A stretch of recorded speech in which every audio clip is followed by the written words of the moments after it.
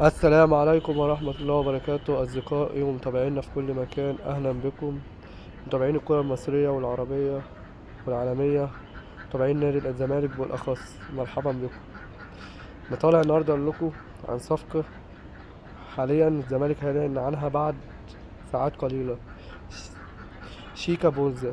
مين هو شيكا بونزا ده؟ ده لعيب استيليا البرتغالي، منتخب أنجولا.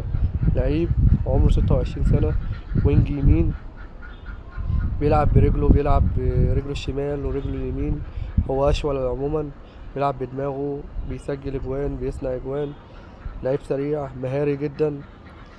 لعيب بيتربي في الكرة البرتغالية، كان بيلعب في فريق من قبرص قبل ما يروح البرتغال.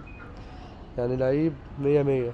لعب مع منتخب أنجولا تصفيات كأس العالم، تصفيات أفريقيا. لعيب يعني من الطراز العالي زي ما بيقولوا. لو عايز تقول عليها صفقة القرن نقول الصفقة دي متدخل فيها الأستاذ ممدوح عباس. جون إدوار بيجيب اللعيب المناسب في المكان المناسب، ما بيجيبش لعيب وخلاص. اللعيب دوت وينج يمين مية مية. وأنا بقى تقول لي زيزو، احنا كان عندنا زيزو كان حلو، بيلعب وينج يمين بس ما كانش أشول. ده بقى وينج يمين وأشول، سريع ومهاري، في كل مواصفات لعيب الكورة. والله يا أصدقائي، يعني أنا متفائل خير في شيكا بونزا ده.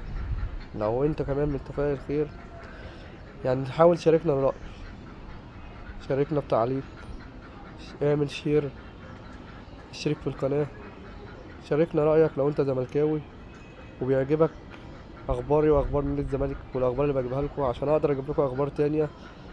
حاولوا تدعموني اصدقائي واخواتي في كل مكان. السلام عليكم ورحمة الله وبركاته.